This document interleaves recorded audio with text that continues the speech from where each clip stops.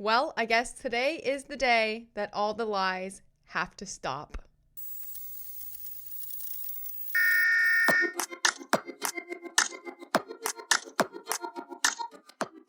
Hi, welcome back to this channel. My name is Mandy Magnan, actress, writer, producer, director in Toronto, movie reviewer, pop culture, and your YouTube commentator for everything.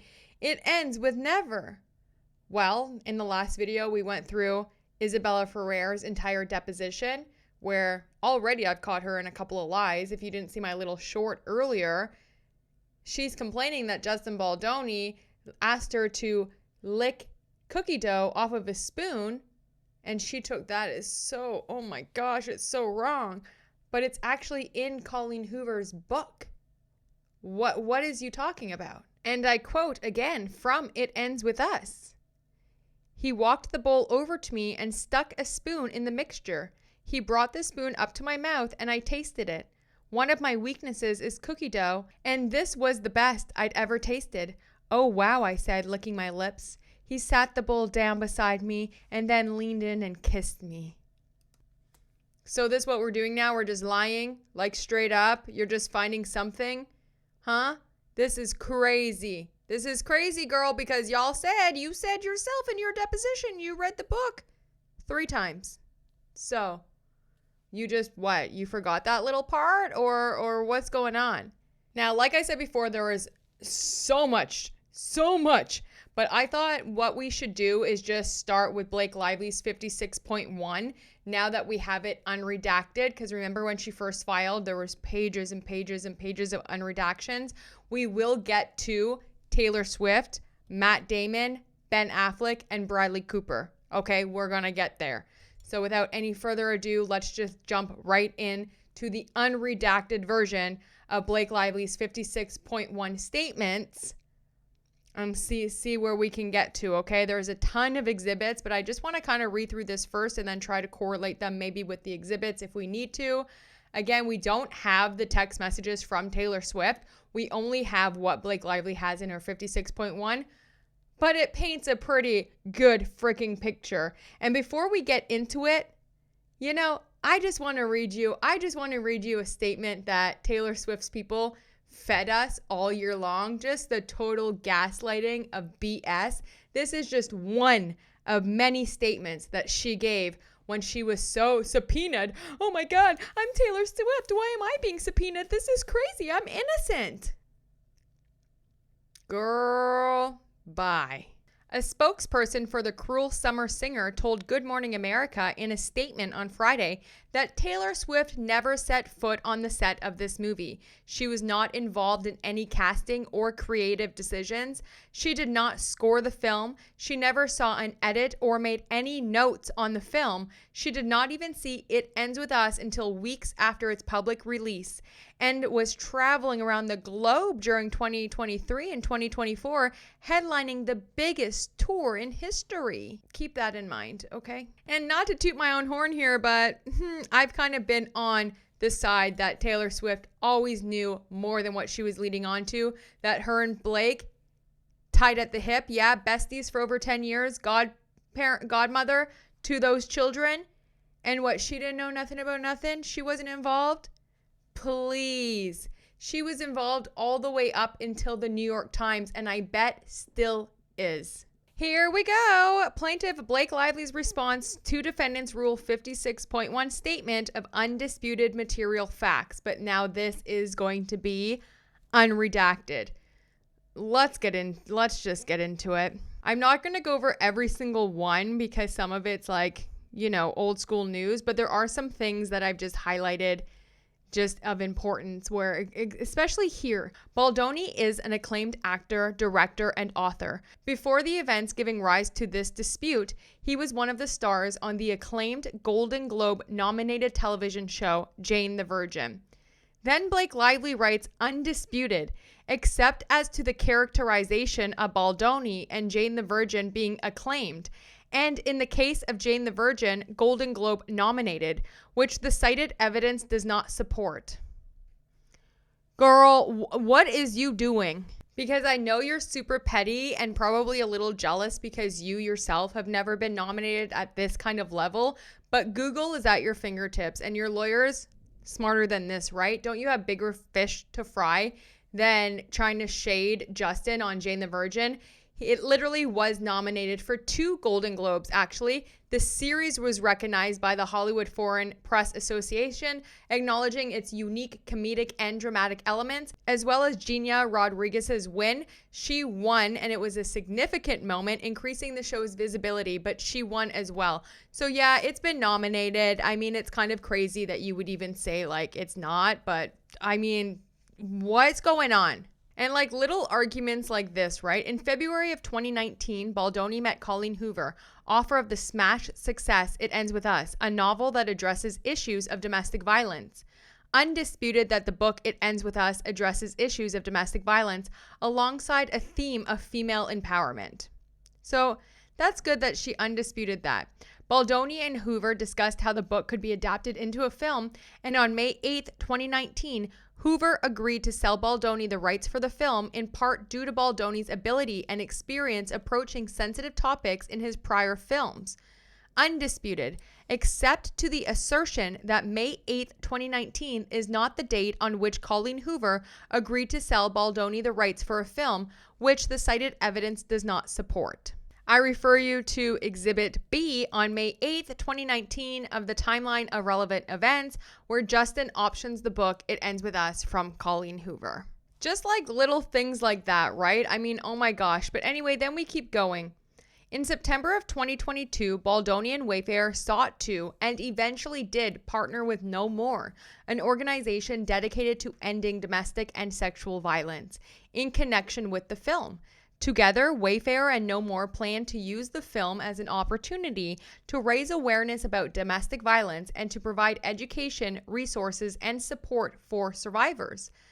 Undisputed, except as to the assertion that Wayfair planned to use It Ends With Us as an opportunity to raise awareness about domestic violence. Their whole goal was to raise awareness. Anyway, like fighting over semantics, you know, but it is what it is. In September of 2022, Wayfair proposed a partnership with Sony for co-production and co-financing of the film, and also a requirement that 1% of the film proceeds go to No More. To date, No More has received nearly $600,000 in connection with the film. Undisputed that Wayfair proposed a partnership with Sony to co-produce the film in September of 2022, but disputed as to the remaining assertions regarding Wayfair's proposal. But it's there. Anyway, we continue because, again, there's a lot to get into. This is just like semantics. And it's funny, again, everything in yellow is what she had originally redacted, and we'll come to find out why all of this is redacted. In early publicity planning for the film, Sony emphasized the need to center the underlying messaging of the story. Abusive relationships take many forms from all social classes.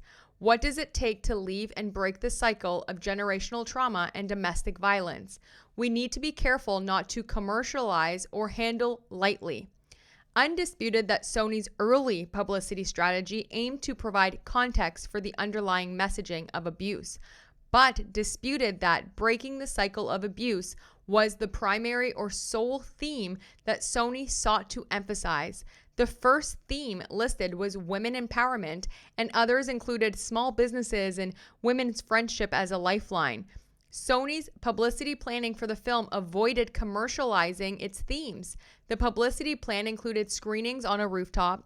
Events at a venue made it to look like a floral shop with steampunk-style flowers, temporary heart tattoos, partner with Pinterest, and incorporate onesies into the campaign.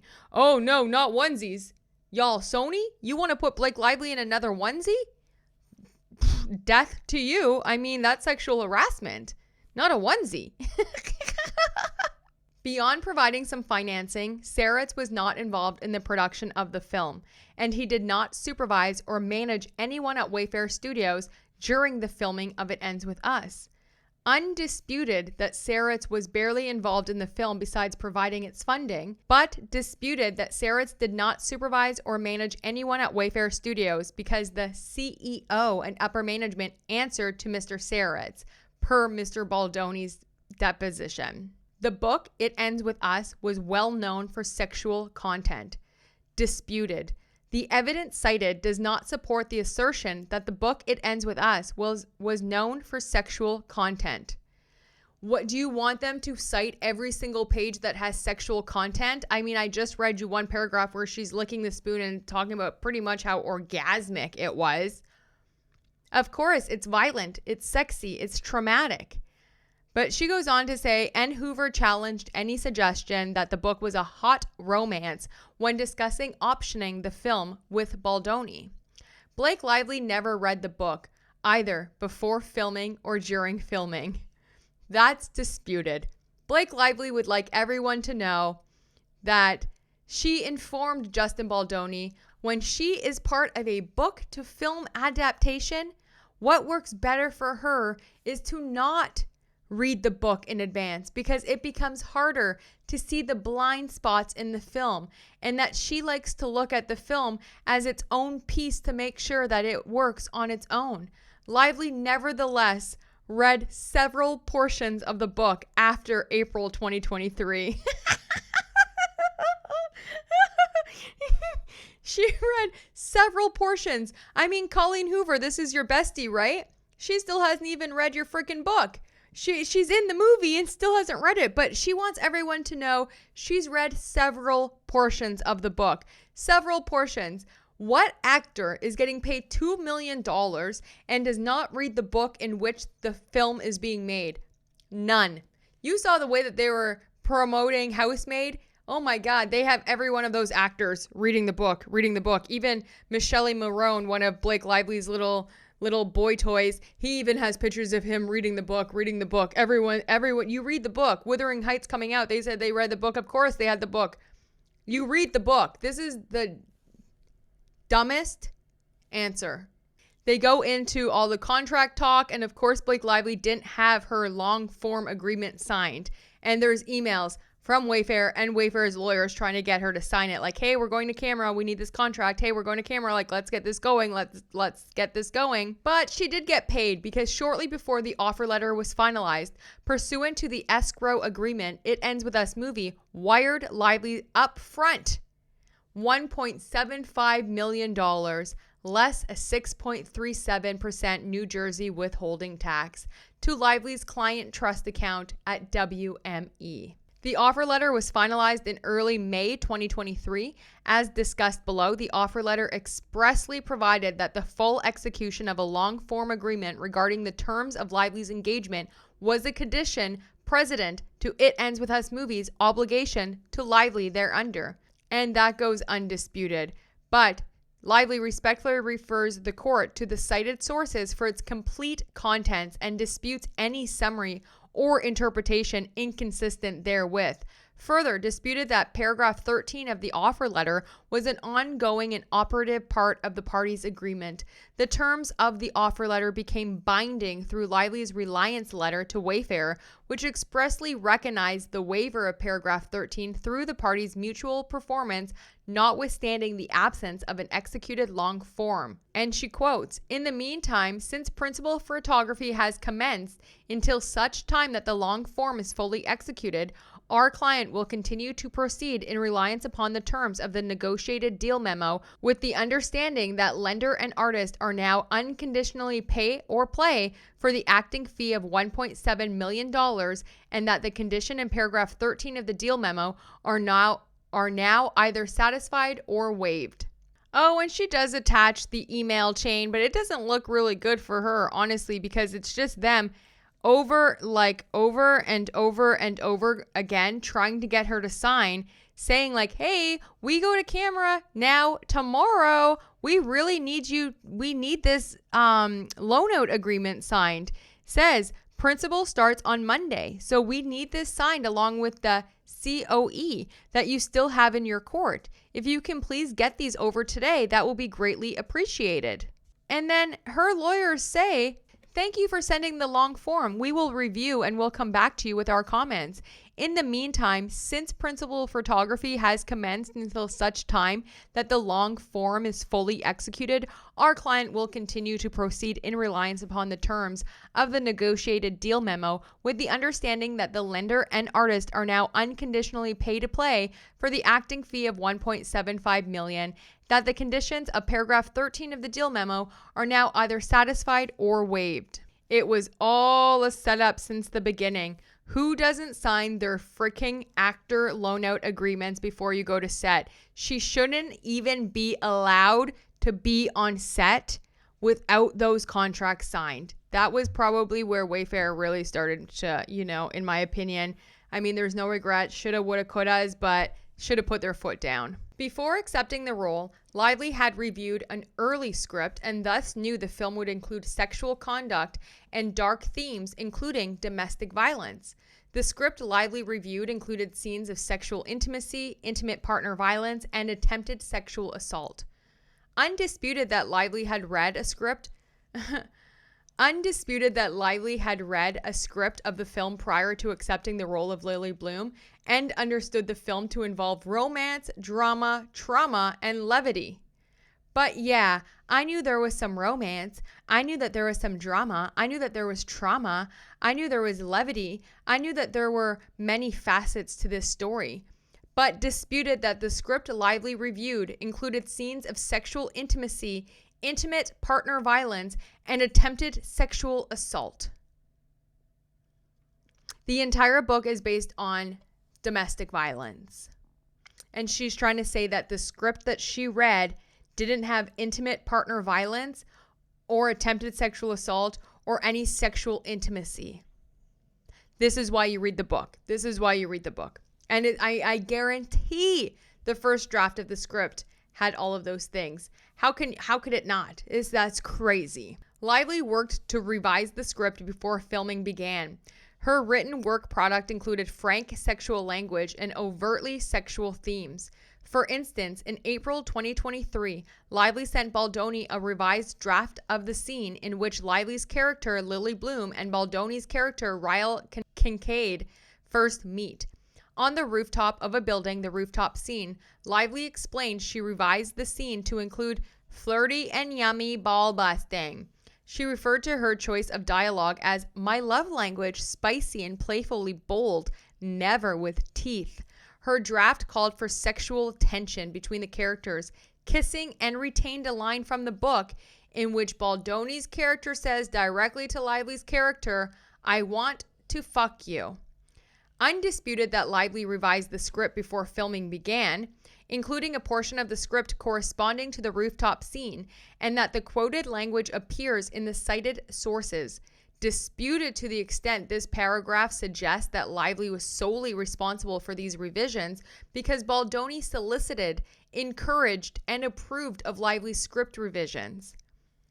On May 5th, 2023, Baldoni sent Lively some notes on the script from Sony executive Angie Giannotti, who wanted the scenes to involve more than just verbal interplay. Giannotti wrote, other than language, this does not read like an R-rated movie. Readers of the book are expecting some heat. I'm hoping the love scenes are sexy and grown up. Please work to find the balance between sweet and funny and endearing with moments of real heat. Undisputed that the quoted language appears in the cited source, but otherwise disputed to the extent this paragraph suggests that the film should have been an R-rated film.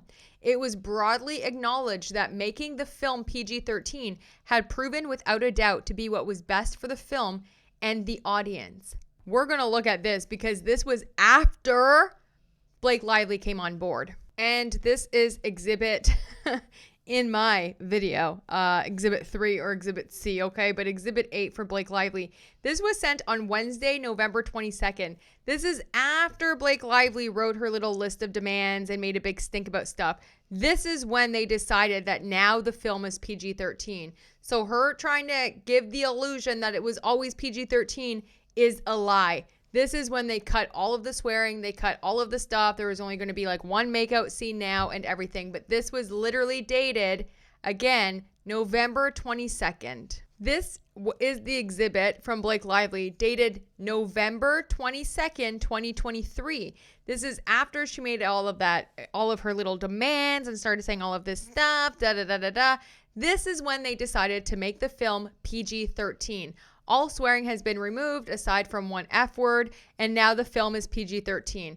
This was only after Blake Lively convinced them to, okay? So how is she lying like this? Lively immediately exercised substantial influence over the development and shooting of the film. At Lively's request, Wayfair agreed to abandon its intended filming location, Boston, where Hoover's novel was set, and to accept Lively's choice of New Jersey to accommodate Blake. Lively emailed to PGA asserting, "I led the location shift from Boston to New York." Wayfair also agreed to adjust the filming schedule to accommodate Lively's order obligations. Disputed, Blake Lively says, it's disputed that Lively immediately exercised substantial influence, and to the extent that this paragraph suggests that Lively, rather than Wayfair, was the decision maker for these changes, neither of which are supported by the cited evidence. The decision to move the location to New Jersey was part of arm's length negotiations between Wayfair and Lively's agent, Warren Zavella, who made clear that Wayfair could say no and proceed with another actress. In a letter to the Production Guild of America, Lively stated that she played a role in numerous aspects of the film's pre-production as follows. "I led the location shift from Boston to New Jersey and helped to solve all cost and schedule logistics associated. I personally called and/or wrote emails to crew and put forth names for department head roles, including hair, makeup, director photography, costume design, transportation, security, camera operators. I identified and onboarded." You know what? Let's just read the letter to the PGA. Seriously, grab your emotional support lip gloss, okay? Because this is the letter to the PGA that we finally get to see for once. OMG. And it's long. I mean, the letter itself is about 5 pages, but the exhibit is 25 pages. Okay, let's see what's in this bad boy. "I'm writing you with meaningful urgency and also respect. I'm sorry, but I'm asking your attention to this in a crunch time period. I'm positive you have matters much more significant than this, but I bare my heart to you asking for you to take a look at my note at this film, and my work in it off camera means more to me than anything I've done in my 20-year career. There's been a recent update change with regard to my official role in the upcoming film It Ends With Us, releasing on August 9th. Just a few days ago, I was officially granted the title of producer after a year and a half of asking and working tirelessly to prove the validity of that title. I've produced every moment of this film, from pre-production through production into post, and now into marketing and worldwide release. Yo, this bitch is crazy. This is crazy, because where were you in 2018 and 2019? Where were you? And since you're saying you had no power on set, you were just an actor. You were just an actor. Well, here in your own words, you had all the power. There, case closed. It's a wrap, Blake Lively, because how are you here saying that you had all of the power? You did everything from pre-production through production into post. You were the official producer on set. So you're not just some powerless little actor. This is real bad for her. I don't know how she thought any of this was going to be okay. I'm grateful that the contract has now been revised to reflect the immense work that I put in. I'm writing to ask for the great honor of receiving the PGA tag. I don't take that lightly. In our household, that's the highest honor in film, so I understand the gravity of the ask. I also understand the absurdity of asking this late. Without the official title of producer, my hands were tied. I couldn't apply when I wanted to. No crew could tick me in the box of producers who should receive the tag when polled. I'm pleading now because I'm confident with all my soul that if you saw what I did on this film, you would agree that this mark is without question deserved. I'll lay out how we got here below because I appreciate that this isn't the way the process usually works. You granted the PGA tag to two producers, Alex Sachs and Jamie Heath, on April 18th. I'm in full support of their tags. My understanding is that they both are in support of mine. Oh my God, my blood is boiling. I have a note from Alex below attached below.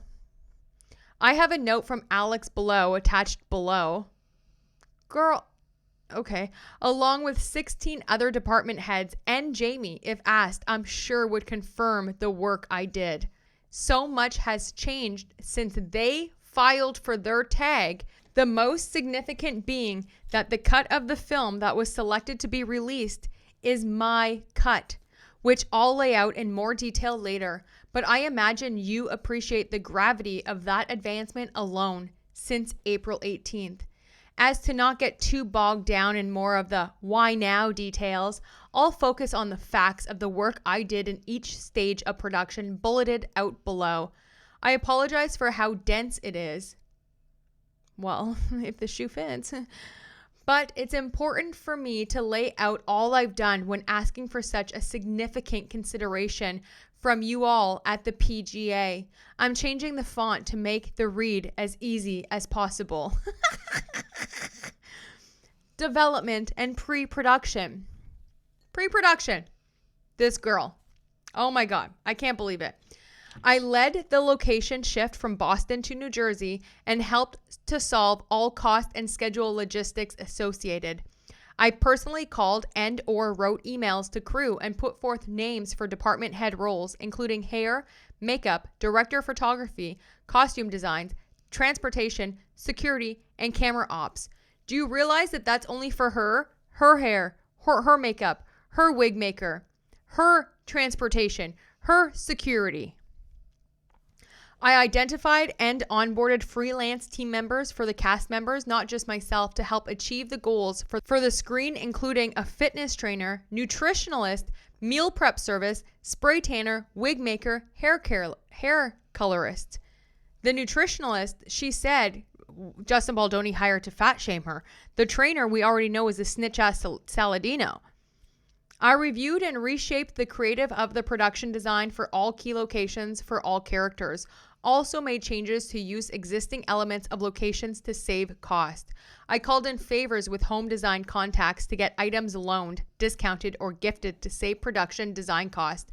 I reviewed and reshaped the creative of the costume design for all characters. Yeah, and went over budget $500,000.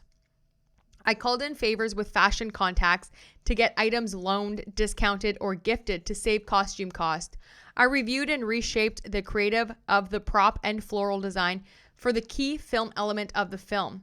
I did outreach to florists of all over Instagram and beyond, helping with the marketing activation to feature a florist in the film and connected the best names with production.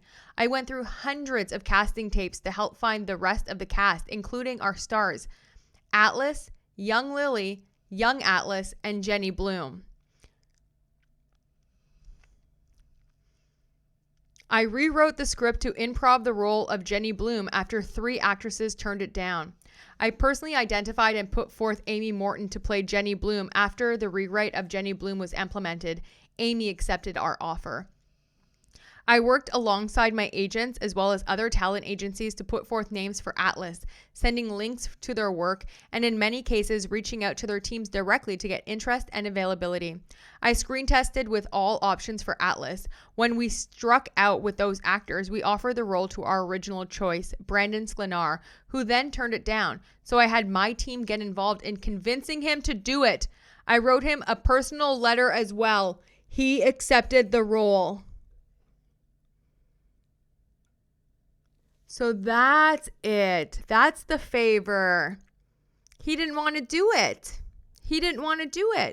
So you got him signed at WME. You got him the movie and the Housemaid, and you promised him Batman. That's crazy. I gave the director references for the characters' dialogue and visuals. I zoomed with every cast member to get their notes and ideas.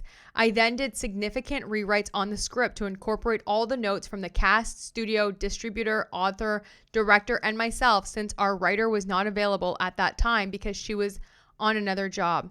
I also addressed scheduling, financial locations, weather, and or the logistical constraints in that rewrite. I pushed the studio, distributor, and director to change the rating of the film from an R-rated to a PG-13 because there was a significantly bigger market opportunity with PG-13, which the book captured. I argued that in order to replicate the book's success in the screen adaptations, we needed to serve the same age range of audience. The issue was the studio had already had a deal in place with the distributor to deliver an R-rated film. I had multiple conversations with all parties, helping to convince everyone of the shared bigger opportunity for all, resulting in everyone agreeing to make a PG-13 movie, which is where it stands today. Anyone else getting pissed off or what? She was hired as an actor. An actor. Do you understand? Production. I constantly broke schedule and budget in pre-production and then daily and then often hourly during production. This is what she focused on instead of being an actor. I unfortunately was responsible for the firing of our first AD, Julie, as we were not making our days for the first many weeks, and I had the 20 years of experience to see that the days were not being boarded well enough from the get-go, and her experience was not appropriate for the film we were making. You're an actor. Again, a fucking actor. This is how you were acting on set. No wonder there was tension. No wonder there was tension. I flagged security risk and pushed to execute getting the entire crew badges.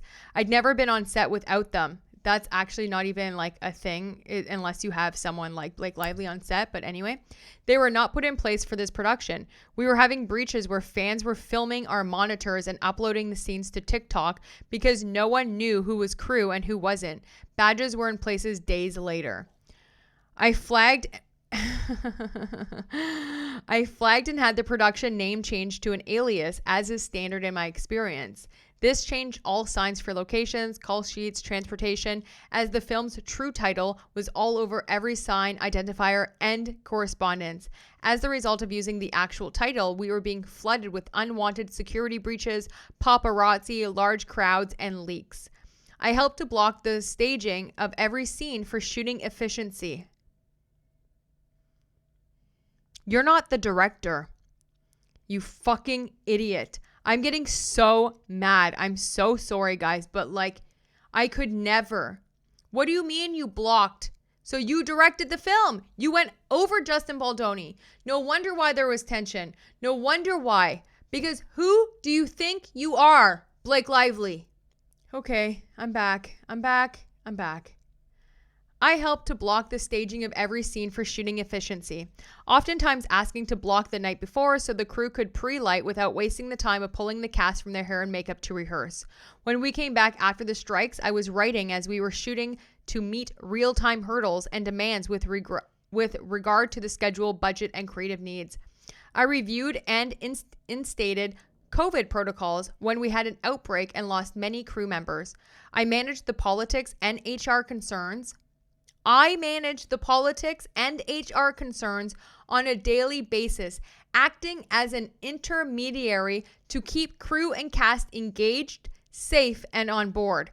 I shortlisted with the director, DP, and first AD, not usually all at once, but just if it was asked of me. Round 2 of the film, we shot half of the film before the strikes and half after. I would speak to our first AD, Chris Surgeon, every night for nearly an hour on my drive home, and once I arrived home to assess and rework our schedule to help make our days, which we were struggling to make. I was able to omit 3+ days of shooting via rethinking the schedule, changeovers, locations, stunts, weather, and adapting the script to accommodate. I was the director's partner in all creative. In all creative and logistical concerns, helping to execute the best outcome for the film. I would push back when needed. I would support when needed. The film is and was always my top priority. I watched the monitor between every take to be sure everything that ended up on screen from every department was best servicing the film and led the changes needed to get there when applicable. When issues arose, I led the hiring of a freelance Listen to how she talks about how she hired Todd Black. When issues arose, I led the hiring of a freelance producer to help balance the set, the incredible Todd Black. I led hiring a new intimacy coordinator and intimacy doubles to help block out the sensitive scenes for both safety and shooting efficiency. I helped to manage the logistics and protections of a closed set. And when there were oversights, I stopped production to make sure the set was safe and complying with all players' nudity writers and contracts. This is crazy because, Blake, what are you talking about? So you're saying that this is nuts. I can't believe she just said that.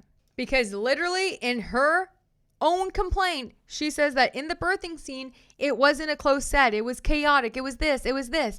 But yet in her letter to PGA, she's saying that she led closed sets and she would stop the set to make sure that it was safe and complying with all nudity writers and contracts. I made sure cast members had mini green rooms on set when I noticed the time we lost the cast leaving to go back to their more distant green rooms. I called and led meetings with all department heads, the studio, and the distributor. When we had extenuating circumstances, challenged our production plan, including the wildfires, as well as picketers from the writer's strike. I acted as a liaison between cast and their reps in finding solutions to finishing the film. And I also acted as an intermediate between the other actors, their reps, and crew members who were coming to me for guidance and help because they were concerned about being replaced with people who would cross the picket line. I absolved them from their concerns of being replaced by standing in support of the WGA myself and not crossing a picket line. Post-production, I have spent at minimum 10 hours a day every day since April 22nd on the post of this film. My longest days have been 22 hours, and that has happened multiple times. I realized, who's taking care of your fucking 4 kids then? I realize this sounds like an exaggeration. Yes, it does, especially because for periods of that, I was shooting another film or raising my 4 children. Exactly what it sounds like. But anyone on this post-process will verify this is unfortunately true. I've been sleeping on average 1.5 to 3 hours a night for over 2 months to get this film recut, reworked, and done. I worked with the film's original editor, Una, for 10 days in New York starting on April 22nd to be sure the director's goals and preferences for the film were understood and honored before starting with my own editors to expand the audience and commercially of this film. Commercially. But didn't you just say that Sony didn't want it to be commercialized? So you wanted your Barbie moment. So that's why you fired everyone else and got the Deadpool and Wolverine guys. You say it right here. The plan was to start with my own editors on May 2nd, but it was key to me to honor all players. So I offered the extra 10 days to handle this most responsible and thoughtfully. She actually originally asked for 1 day to be with Justin Baldoni in the passenger seat. Don't make me pull up the text. Then she didn't even show up on that day that she begged for, the first day that she begged to be there. Then, once she got into the editing room with Justin Baldoni, she then asked to have 3 days by herself. Everyone said no. But then she said if she doesn't get the 3 days, then she's not going to promote the movie. So they were like, fine, take the 3 days. And you know what she did? She took 10 days and then fired the editor and the composers. So this whole like, oh, I did it to keep the integrity of the film is fucking bullshit. I can't believe the lies from this woman. I worked with my own editors from May 2nd onward, running a room of sometimes 3 editors at once as we pushed to meet the tight timing for 3 test screenings and eventually picture lock. I remained working with one of my editors, Alan Bogarden, as we finished out the final details of the film. I brought on a new composer, the duo Rob Simonson and Duncan Blickenstaff, personally reaching out to Rob and convincing him to join us with very limited time, troubleshooting financial and logistical hurdles to get him on board. I hand-selected 90% of the songs in the film and worked alongside Season Kent, our music supervisor, to find the rest, or shape the ones we do have with our music editor, Robbie. I also work with her to this day on budget considerations and switch out songs as needed to meet our budget. I worked with Spring, the head of clearances at Sony, on song budget and clearances. I personally called and emailed many of the artists to convince them to let us to use their songs, and have also negotiated with them on pricing. 4 of the biggest artists included in our film passed on the film until I personally called them, wrote letters to them, and then finalized with their reps. I've worked with our second sound designers and mixers for multiple test screenings, and now the final mix, sitting in the Sony mix stage until 2 a.m. working every detail, and I remain in the thick of that work, listening into mix sessions on my custom Dolby headphones made for our mix stage. Well, what the fuck? Who cares what the hell kind of headphones you're wearing? I worked with our music editor, Robbie, to be sure every moment of each song is coming in and at the exact right spots and with the right emotion, often coordinating between him, Season, our music supervisor, and our composers, Rob and Duncan. I've been on Zoom for the cast ADR their sessions. I've been working on the VFX, overseeing every shot that makes it into the film. I've been working with the graphics team, helping to choose and shape the fonts of the title and credits. I've worked with legal, the studio, and the distributor on the credits and cards. I appealed to the Columbia Pictures of grant Isabella Ferrer the introducing card, making only the 6th time they've granted that title in their 100-year history. So now we know what Isabella Ferrer got from her. Okay. I'm about to dive into the DI in person this week and next week alongside Stefan from Company 3 for the color timing. I've been in touch with our DB Barry on the resizing our digital shifts and shots to be sure his vision is executed. I brought the author of the book that the film is based on into the fold, involving her intimately in the edit to be sure we are best honoring the book and the audience in order to capture the success of her novel in our film. I pushed for 3 test screenings of the cut I was asked and to execute and oversee so I could capture audience feedback on screens. I also had multiple calls with the distributor of the film and Screen Engine who run our test screenings to evaluate the score. I would personally read all 100 plus pages of every booklet and scorecards to learn from the feedback of every screening, but yet you haven't even read the book, so why you lying? I re-edited the film each time utilizing the learnings from the audience and creative team, the distributor and the author and the other producers. I held my own friends and family test with the top filmmakers I know, asking for their input. The cut of the film that I led was selected as the version of the film that will be released on August 9th.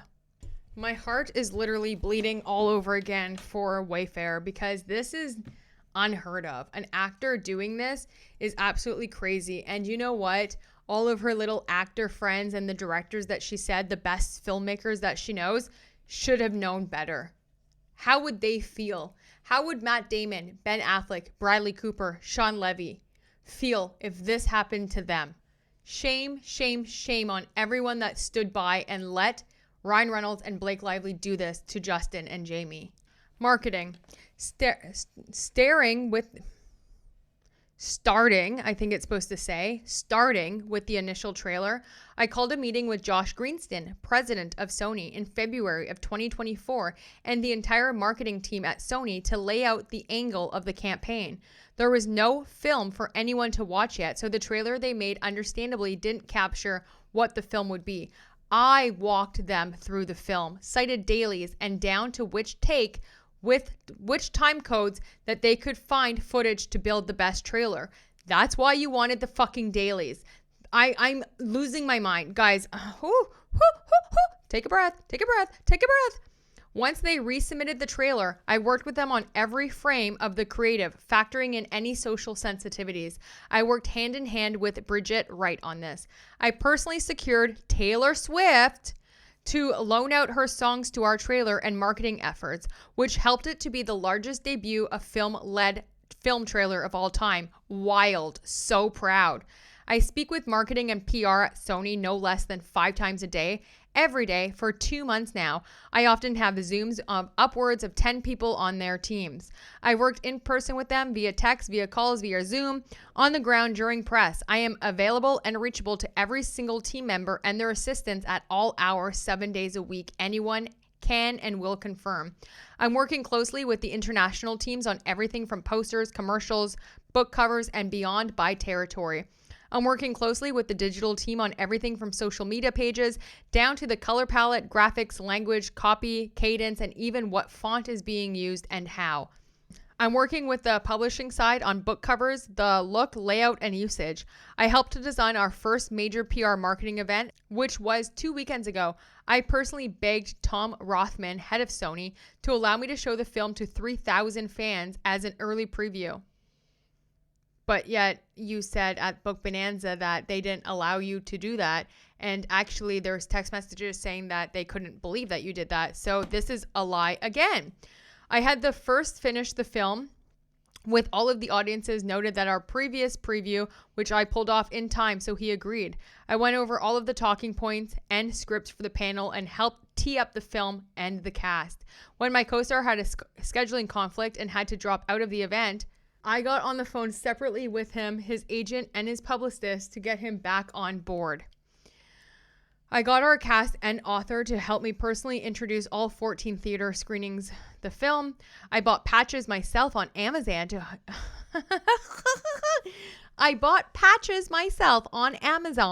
to hand out to fans to match our outfits as a PR push and social media activation. I identified and bought on a photographer, Jade Green, to capture the weekend of content. I helped build a creative content day in downtown Dallas. I reviewed and approved the influencers we collaborated with.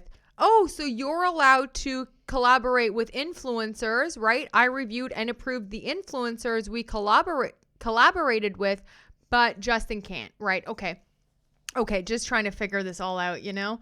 I personally styled my co-star Isabella Ferrer because she didn't have clothes for the shoot. What? She doesn't have clothes? What do you mean she doesn't have clothes? What the fuck? When we were struggling to find an image for the poster, I went through the film to find the best still to be used for our poster and helped identify the best layout to frame it in. No, actually there was already a poster designed and you changed it because it had a film by Justin Baldoni. Don't you? Oh my gosh. I reviewed, gave feedback, and then approved the theater standings for all theaters. I am producing 2 content days this week with my husband and my production company, Maximum Effort. My husband and my production company, Maximum Effort, to grab more PR and marketing materials with 8 cast members and 2 producers and the author for release. I've had calls with the international team to help adjust the release schedule by territory and led conversations about adding or international press stops. I've led conversations to get started on a China cut in an effort to be accepted for release there. I'm helping to oversee the sets being built for our content days and looking ahead for our junkets for ways to reuse these sets for cost effectiveness. I've been on the phone with cast representatives, producers, showrunners, tour managers, spouses, travel agents, and beyond to coordinate their schedule for press, going as far as successfully begging their bosses to release them for press for our film. I've reached out to sponsors to host screenings to help absorb marketing costs, like Chanel. I've personally reached out to sponsors to help costs with the premiere and after party, including to secure a deal with the Boulud Group to host our party there. And I still have months ahead of me to finish the film in both what you see on screen as well as how we sell it to audiences the world over. As much as this tag means to me, and it means everything, what I'm in fight of most is the film being as great as it can possibly be. So ultimately, that's taken all my most eloquent energy. I think you get the idea though. As promised, I'm including below letters from our department heads in support of my application for the PGA. There's Alex Sachs. There's the director of photography. That's pre-strike. There's the director of photography and post-strike. The first assistant director that she brought on. The costume designer. The hair department head. The makeup department. The unit production manager. The post-production supervisor and the supervisor sound. There's a bunch of other people. Okay, Josh Greenston, Angie Giannotti, Todd Black, To be clear, while asking to be granted the PGA mark, I do believe that both Alex Sachs and Jamie Heath should keep the PGA mark they received. They were both there every single day in every meeting and decision. At this time, you will not find a letter from the director, Justin Baldoni, or the other PGA producer, Jamie Heath. Jamie and Justin will not be contesting my mark. They just, as of this moment, won't be writing a letter to you, all like the rest of the department heads did. I imagine if you reached out to them, they would confirm the extent of my involvement. Please don't take my word for it, though. Please take the rest of our department heads below. You are far more than welcome to reach out anytime. Please do. Their contact info is included in their letters. Finally, I thank you for reading all of this. It's taken every bit of me, practically, logistically, creatively, and emotionally. So thank you for considering this. I also know and appreciate, again, this is not how this mark grant goes down. I wish I was given the credit for my work sooner.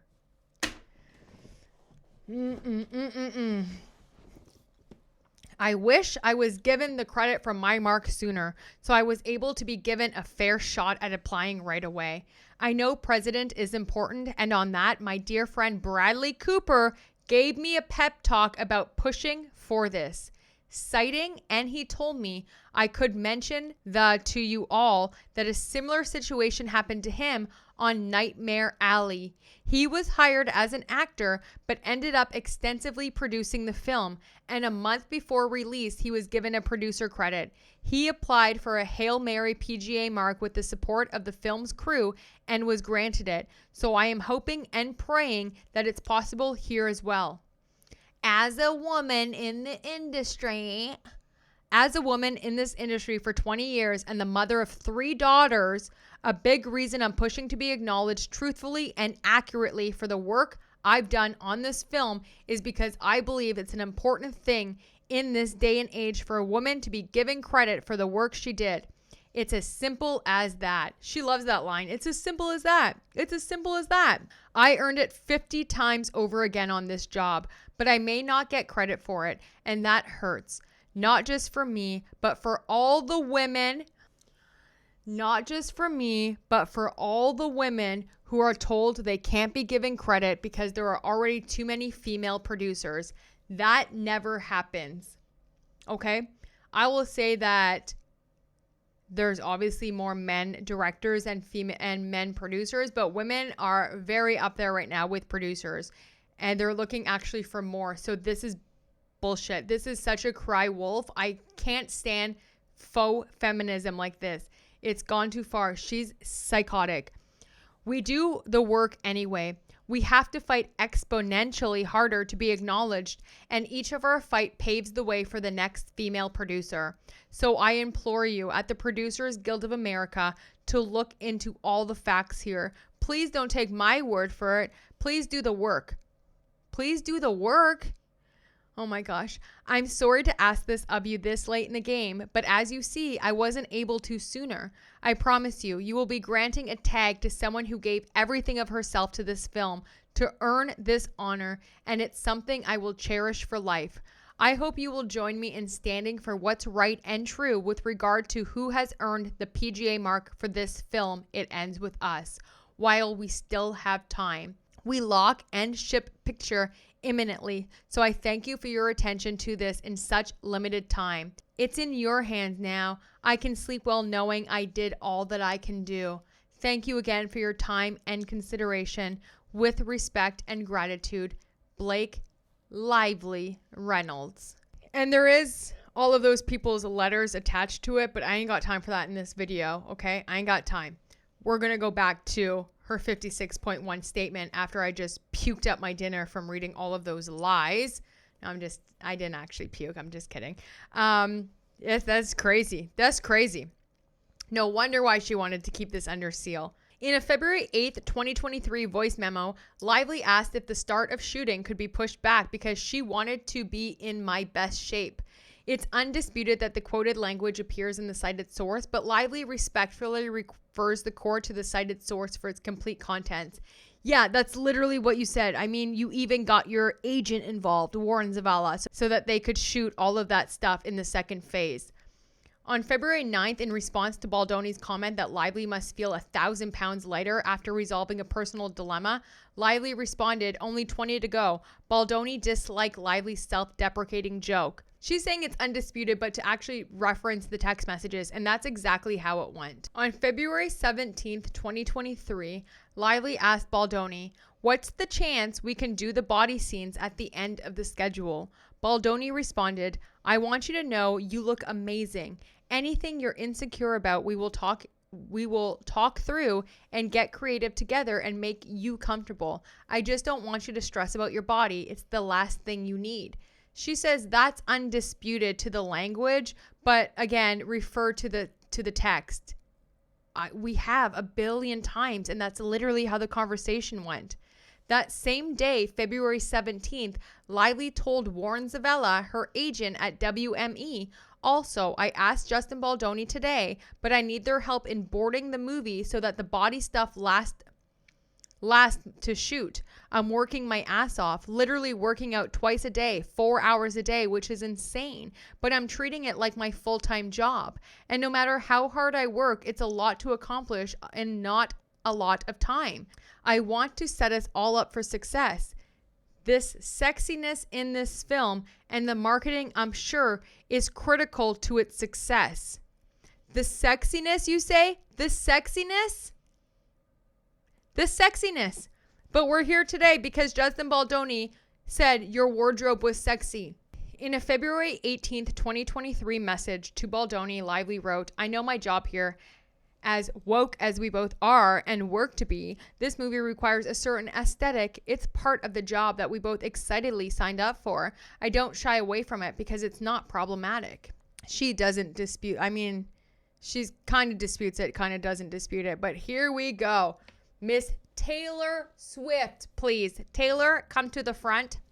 On April 12th, 2023, Lively asked her friend, the world-famous musician Taylor Swift, for help, referring to Baldoni as this doofus director of my movie. She went on to describe him as a clown who thinks he's a writer now. She asked Swift to endorse the revised script she was proposing without even having read it. You don't have to read it, of course. And of course, we won't get these text messages until tomorrow, but it continues because Blake had to redact it. Blake responds to that by saying, "Undisputed that the quoted language appears in the cited source, but disputed that Lively asked Taylor Swift to endorse the revised script without having read it." But we don't need the text messages right now, because let's just read a part of Blake Lively's deposition, okay? "That's now how I would characterize what happened," she says. "How would you characterize what happened? Taylor was coming to my apartment anyway to hang out. Justin was still there. I was very afraid of the state of the script, given that he had been adding naughty doctor scenes and then some, which we've discussed earlier. And I was aware at this point that I could not get out of the film." Crazy that she's saying that she cannot get out of the film after reading the PGA mark, okay? First of all, okay? You're a millionaire. Your husband is close to a billionaire. Your best friend's Taylor Swift, and you're saying that you had to stay on a film? Bullshit. That's crazy. I'm going to just read this, no commentary. I was also aware that Justin was not, it didn't feel like he was making forward progress. He had changed the script significantly from the one I had signed on to. I didn't know he was changing it significantly. He told me that he had sent me a script, and I said, "Can you send me a version with stars on it?" Which is what happens when you change a line, a star shows up in the margin. And he said, "Oh, I'm like 15 drafts in from the original. If I sent you a version with stars on it, the whole thing would be starred." So the entire film that I had agreed to was changing significantly. I knew I couldn't get out of the film. I was trying to do anything I could to make it better, because I requested that we go back to the draft that I had agreed to join the movie on. And he said, "We've already been prepping this one. We can't go back." I didn't know any of that was happening. You didn't know any of that was happening, but you were asking him to write scenes in the movie. So again, lies. I tried. I sent him pages. He was busy that weekend. I think he had a friend in town, and I didn't feel like he was taking it very seriously that the script was of concern. And other people in my life, mutual people that he knows as well, were very concerned about the state of the script. And I sent Taylor the script on her way to my apartment because Justin was still there, and I asked her to read them. I told her she didn't have to. I didn't want her to feel pressured to do that, but I hoped that she would. And if she liked them, she could express enthusiasm, because I was hoping that would create some excitement and that he might pay closer attention to them. Isn't it true you told her that whether or not she read them, she read your pages? That then it cuts off. These women are absolute monsters. Okay, so then that was the first time. So she did send Taylor there, exactly how Justin described it, ambushed by Ryan Reynolds and Taylor Swift to take Blake Lively's version of the script, even though we now know it's actually Ryan's version of the script. Anyway, okay. Swift agreed to do Lively's bidding, texting Lively, "I'll do anything for you." Lively and Taylor Swift met with Baldoni at Lively's apartment, where Swift endorsed the revised script. Afterward, Lively wrote to Swift, "You were so epically heroic today. I recapped every moment to Ryan. I kept remembering stuff. You making shit up about me and lenses and referring to yourself as my doll. This clown falling for all of it, but also resisting it. You are the world's absolute greatest friend ever." Blake Lively disputed that. Swift agreed to do Lively's bidding, met with Baldoni, or endorsed the revised draft, which is not supported by the cited evidence. Well, I guess we'll see tomorrow when we see the text messages. On April 14th, 2023, Baldoni told Lively he liked the revised scene. He added that he would have felt that way without Ryan and Taylor. Lively explained that to protect her like the princess of Game of Thrones, Reynolds and Swift serve as her dragons. Blake Lively is undisputed about that. However, she includes that we all benefit from the relationship with Reynolds and Swift, and you will too. I can promise you.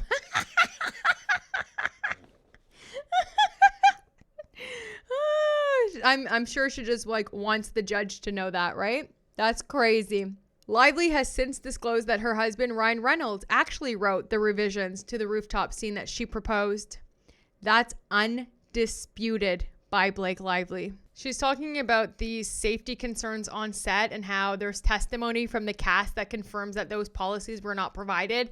But literally, if you look at every single call sheet, there is the number at the bottom for human resources or for complaints. There's literally a hotline at the bottom of every single call sheet. Here she is talking over and over and over about how she made the film PG-13 and it was for the audience. No, it was for her comfortability, because here we go. And this is undisputed. On May 4th, 2023, before any filming had begun, and months before any shooting of the film's intimate scenes would take place, the intimacy coordinator considered the contents of anticipated intimate scenes and suggested details and clarifications to both Baldoni and Heath, while expressing concern that the scenes were becoming too PG-13 as compared to the more explicit scenes in the book. Baldoni suggested the intimacy coordinator discuss with Lively whether there were other ways of implying nudity that she would consider as to not disappoint readers, while also expressing sensitivity for Lively's boundaries. He wrote, "I am fine showing my butt. I'm fine if Blake just wants to take my clothing off and we make it playful. The goal is to choreograph in a way that keeps Blake's clothes on as much as possible." That is undisputed. Okay. The intimacy coordinator then met with Lively to review said vision and set boundaries for the purposes of memorializing them in a nudity rider. On or around May 5th, 2023, the intimacy coordinator had a phone call with Lively and her lawyer. The intimacy coordinator explained that her role was to determine Lively's comfort level and boundaries to ensure scenes would be written within her consent and boundaries, and to provide a nudity rider language. Talbot, whose deposition we do have, she told Lively to contact her if she wanted anything further. Lively did not meet with her again. This is undisputed, except to the extent that it suggests that Lively, her counsel, and Talbot discussed any scenes that were not scripted to include nudity or any form of intimacy, including the birth scene. But again, we know the birth scene, she wasn't naked. So what are you talking about here? The same day, the intimacy coordinator provided draft language for the nudity writer to Lively, which Lively responded, "This is great. Thank you." What's crazy about this is if you go back to her little kill piece in the New York Times, all they were talking about how there was no intimacy coordinator. There was no intimacy coordinator. Well, now you know she had a nudity writer and met with the intimacy coordinator right at filming. So even though she didn't want to meet with her beforehand, she definitely did here. Oh my gosh. And then she's talking about the hotline, right? And how on the call sheet, it did have a safety hotline, but it didn't have, it didn't say specifically that that hotline was for reporting sexual harassment. But it's a safety hotline. And usually you would just go to your line director or your AD or who was in charge of you. Who's bringing you to and from your trailer, you know what I mean? Like there's so many people on set. And as Blake Lively wrote in the PGA, she was a boss. She was a boss. She helped facilitate concerns with other actors. She played HR. So this girl is talking from both sides of her mouth. None of Lively's sexually explicit scenes or scenes involving simulated nudity were rehearsed or filmed during this initial period. August 29th, 2023, message from Angie Giannotti. All of the romantic sex scenes and abuse still need to be shot. Those scenes were rehearsed and filmed during at a later phase of filming without issue or incident. That's disputed from Lively. A scene involving simulated nudity in which Lively's character gave birth was filmed in May of 2023. And unexpectedly, due to Baldoni's same-day decision-making, involved profile nudity as Lively was unclothed from the waist down with a small piece of fabric covering her genitalia. Further disputed to the extent it suggests that all scenes during the later phase of production were filmed with SAG-compliant nudity writers in place. But yeah, how are you disputing romantic sex scenes and abuse still need to be shot? There was no sex scenes and no romantic and no abuse scenes shot. Footage of the birthing scene shows Lively covered with a hospital gown and a prosthetic pregnancy belly. She's disputing that as incomplete and misleading. Production blocked and filmed the scene over several hours using multiple framings and angles, including angles that depicted Lively's side profile fully nude from the chest down. To obtain those shots, the hospital gown was positioned only to cover her breast, with an exposed prosthetic belly and a small, thin piece of black fabric covering her genitalia area. During filming, Lively lay on her back with her legs placed in stirrups while a male actor, whom she later learned was a personal friend of Baldoni, stood positioned between her legs for the scene. Accordingly, the cited footage does not fully or accurately reflect the partial nudity simulating blocking and filming that occurred. And there are pictures of that. And the pictures are on the screen now. So you can see that she is fully covered. If I go with my mouse, she's fully covered. This is a prosthetic belly, and you do have this covered here. So she's talking about just having her leg shown is nudity. Oh my gosh. And then the second one again, where they show Adam Munchen, the actor, and they're going into the framing with the other doctor here. And again, Blake Lively is fully covered, except her thigh is showing, her leg is showing. So I guess she's considering that nudity.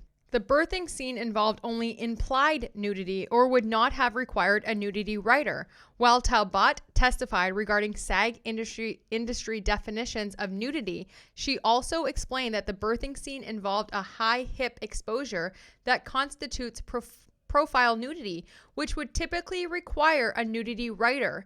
Talbot further testified that she did not discuss the birthing scene with Lively in advance because Baldoni did not inform her that the scene would include profile nudity and instead told her that Lively would be in a hospital gown. How the fuck did you think you were going to give birth? If not, oh my gosh, this is so crazy. This is crazy. She's not going to work. I don't think she'll be hired for a long time. After this is crazy because your leg was showing. Talbot testified that she understood that the scene would involve profile nudity. She would have discussed it with Lively and would have been present on set that day.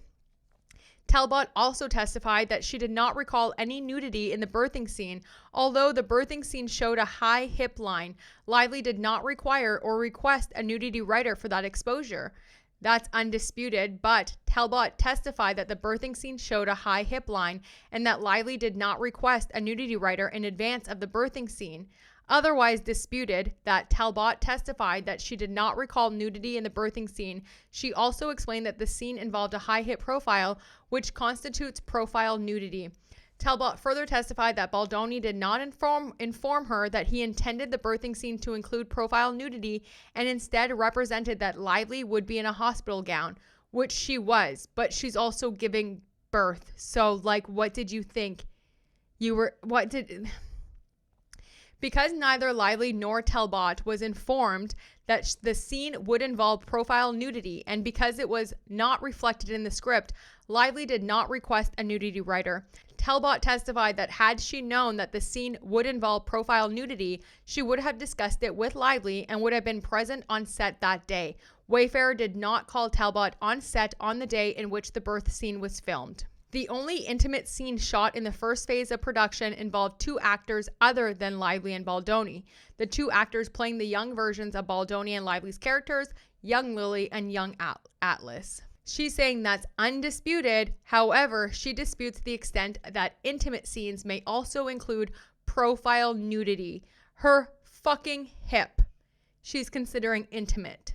Lively was not involved in or present during the filming of the young Lily and young Atlas intimate scenes. That's undisputed. They go on and on about the whole Isabella Ferrer thing and how he asked her to eat cookie dough off the spoon, but y'all already know that it was in the Colleen Hoover book, It Ends With Us. So that entire argument from Isabella Ferrer is completely, I think, dismissed. They talk about how the comments that he made about how he described his genitalia, that's what Blake Lively, said, that it was in their initial meeting in 2022 that happened at their penthouse.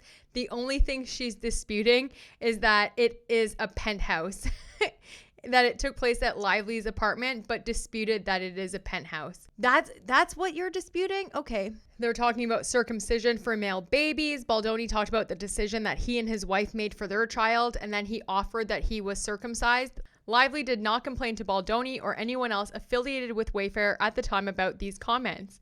Lively also does not recall mentioning these comments to her agent before she accepted the role. Talking about the lift scene, on April 24th, 2023, a text from Lively to a friend stating that Baldoni asked about her weight because he's worried about his back and bone density and wants to be sure he's okay to lift me up for our sex scenes. She's disputing that because the cited testimony does not state that Baldoni suffers from chronic back issues, and they identified no evidence supporting this assertion. Okay.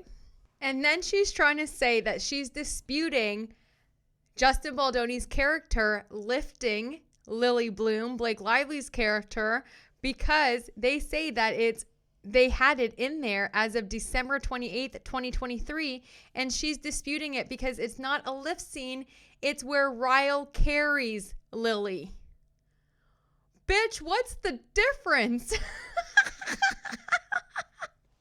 And again, with the weight thing, they're saying Baldoni never made the same comment in Lively's presence or in the presence of any cast or crew member, and she's disputing that is incomplete or misleading. The cited testimony does not indicate whether Baldoni made the same comment in Lively's presence or in the presence of any other cast or crew member. And yet, what's so crazy is that is still under seal. That text messages from the trainer. They talk about the meeting, with the famous friends where Reynolds chastised Baldoni for commenting on a woman's weight. That's undisputed that Baldoni and Lively met on or about April 25th, during which time Lively confronted Baldoni about asking her trainer about her weight. Disputed is that two other famous friends were there during this discussion. Lively subsequently described the meeting to a friend as follows: I had a 3-hour meeting with him today. He had a bit of that meltdown today when I told him. He audibly sobbed. The man is terrified of women. They talk about the health coach that he recommended to Blake Lively because she got strep throat like 3 times in a year. And Blake Lively tried to say, that Justin Baldoni recommended her to a fat loss person, or it's just so bonkers and bananas.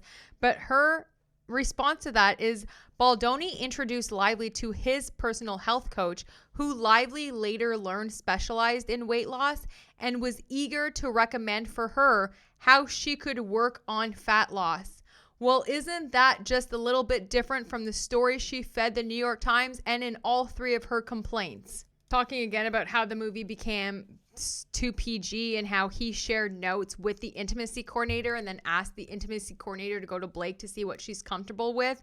Blake's disputing that, but then she does say that instead it reflects like the book or the notes, the intimacy coordinator notes, is just random thoughts that most sex scenes have some sort of breast touching and they can be used as a way to cover the breast as well. His concern about the film becoming too PG-13, which it actually wasn't even his concern. It was a concern from Angie Giannotti, so that's bullshit. And his comment that it may just be worth that conversation of what she's comfortable with versus it actually coming from me. So I wonder if that should be something that you discussed versus putting it in writing. On or about May 5th, Lively told Talbot, the intimacy coordinator, exchanged messages indicating that the scenes would be revised consistent with Lively's preferences. Oh, and now she's undisputing that they had a conversation about how the orgasming, right? It says right here, Lively claims that Baldoni explained his proposed addition of a sex scene featuring a simulated simultaneous orgasm by stating that he and his wife experienced climax at the same time and asked Lively and her husband did the same, that he mentioned a previous addiction to pornography and that he commented that some of the most precious experiences with his wife were bringing her to orgasm without reciprocation. That's undisputed. Fucking interesting, isn't Blake? Because what have you been saying all year? Lively then told Baldoni she has never seen pornography. That's undisputed. Such discussions took place in the context of planning and choreographing a sex scene. That's disputed. She's saying this discussion took place in the context of Lively expressing to Baldoni her discomfort with the fact that scenes had been more gratuitous and that they felt in some cases somewhat pornographic. In the context of what creative discussion, not choreography, Baldoni volunteered that he and his wife orgasm at the same time and asked Lively if her and her husband do the same. After Baldoni's disturbing departure into personal conversations, Lively disclosed that she had never seen pornography as a deflection. Lively claims that sometime in May 2023, Baldoni told other cast members and crew that she had never seen pornography. That's undisputed. In or about August of 2024, Baldoni's former publicist, Stephanie Jones, and Lively connected through a mutual acquaintance to share and discuss information that Jones had found on Abels's personal phone. Taylor Swift texted Blake Lively, "Can you believe she just called and was like, this PR chick wants to get info to Blake?" Undisputed that in August of 2024, Miss Lively was approached by Ashley Avion, who advised Miss Lively that Jones has a phone which contains the most disturbing messages she's ever read in her 20 to 30 plus year career. Not Stephanie motherfucking Jones. Here we go. VANZAN, baby. That Miss Lively deserved to see what had been done to her and that Jones wanted to share these messages with her. Lively is the president and 50% owner with her husband of a company called VANZAN Inc., an entity with no external operations, which she and her husband used to pay her personal employees. VANZAN has no owners or officers other than Lively and Reynolds. That's undisputed. On or about September 27th, 2024, at Lively's direction, VANZAN filed a lawsuit in New York State Court alleging that in August of 2024, 10 unidentified Doe defendants had breached contracts with VANZAN in a scheme to damage VANZAN's business and reputation. It's undisputed that on September 27th, VANZAN filed a lawsuit in New York State, and Lively respectfully refers the court to the cited source for its complete contents. Oh, we got the complete contents, okay? Doe defendants were used even though Lively personally knew the identity of all parties involved in the film, and presumably VANZAN knows the identity of all parties with which it has contracts. VANZAN's 30B6 witness, a lawyer with no prior relationship to the entity, implausibly claimed that any information VANZAN had concerning the identity of the contractors at issue in the complaint was privileged. And she's disputing that, saying the evidence cited does not support the defendant's assertion. Well, why don't you support it? Tell us what happened there, Blakesky. On or about October 1st, 2024, taking advantage of New York rules that permit discovery even before issues have been joined, and on the fact that no defendants had been named or could thereby invoke this court's process on their behalf, VANZAN served a subpoena on JonesWorks seeking documents related to sexual harassment or retaliation in connection with the film, as well as information about the marketing, publicity, or public relations of, for, or related to the film. Undisputed that they served a subpoena on JonesWorks. Such requests were made even though the complaint did not refer to the film or JonesWorks at all, or did it have any contract with JonesWorks or any defendant. VANZAN had no communications with JonesWorks whatsoever prior to service of the subpoena. At Lively's direction, VANZAN voluntarily dismissed the case on December 19th without any defendant ever appearing in the action. Disgusting. We continue with all of the Taylor Swift stuff. On December 4th and 5th, 2024, Lively and Taylor Swift privately discussed the forthcoming New York Times article. December 4th and 5th. Remember that the New York Times article said, New York Times said that they cited from the CRD complaint. Now, why is Taylor Swift and Blake Lively talking about the New York Times article then on December 4th and 5th? Swift wrote to Blake Lively, I think this bitch knows something is coming because he's gone out his tiny violin. And then they talk about the scenario planning with Swift, how Melissa Nathan wrote in there that Blake Lively's circle, like Taylor Swift, has been accused of utilizing these tactics to bully into getting what they want by weaponizing feminism. And now, after reading all of this, I have to agree. These girls literally weaponize being a woman and weaponize feminism whenever they can in order to get the upper hand. It's disgusting. It's so gross. And Taylor, now I know why all those boys left you brokenhearted, because at the core, you're nothing but a mean, mean, mean girl. Oh no, not Blake Lively over here saying that Bryman Freeman was using People magazine. Oh my God, where they sent out 8 articles pro Baldoni, one of them being the Khaleesi reference that she called herself Khaleesi in Taylor Swift Prefers Dragons. Another one is Lively attempted to use Swift and Reynolds to pressure Baldoni into accepting a rewrite of a key script in the scene. Where are the lies though? Where are the lies? Because that's exactly what happened. And for the end of this video, because there is a lot still to go through, I'm going to end with Matt Damon, Ben Affleck, and Bradley Cooper. Here we go. Lively told famous friends, including Matt Damon, Lucy Damon, and Ben Affleck, that she rewrote the script. I directed every actor. She also did not hesitate to disparage Baldoni among her Hollywood crowd, describing him to Ben Affleck, for example, as a chaotic clown. I ended up rewriting and restructuring the entire script. I also ended up having to direct the movie via the chaotic clown, director, actor, producer, financier, studio head at the center. And that's undisputed. But, you know, check for complete contents. Lively urged Hoover, as well as all of her famous friends, including Matt Damon, Lucy Damon, Ben Affleck, Bradley Cooper, and Taylor Swift, to support her version of the film over Baldoni's. For instance, in April 26, 2024, messages, Lively and Swift discussed the plan to use Swift's song in the film's trailer. Taylor Swift wrote, if Justin was strategic, he would be like no Taylor Swift in the trailer because that gives you more power over the film. That's your ally, not his. Lively responded, you are so right. He should have run from your music. How stupid. This was his only shot at having the appearance of an upper hand. That's clearly undisputed, but it goes on. On May 30th, 2024, Josh Greenstein, the president of Sony's Motion Picture Group, informed Lively that Baldoni's cut had scored higher than Lively's in audience testing. Lively responded, spoke with Colleen. She feels like I do, still full steam ahead with my cut. Colleen and I are declaring now, this is the cut. It's done from my perspective, from Colleen's, and from Taylor's and Sony's. Lively also demanded changes to the film's credit, including moving up her name ahead of Heath's as a producer, changing the order of cast credits, contrary to existing contractual terms, and removing a credit stating that It Ends With Us was a film by Justin Baldoni altogether.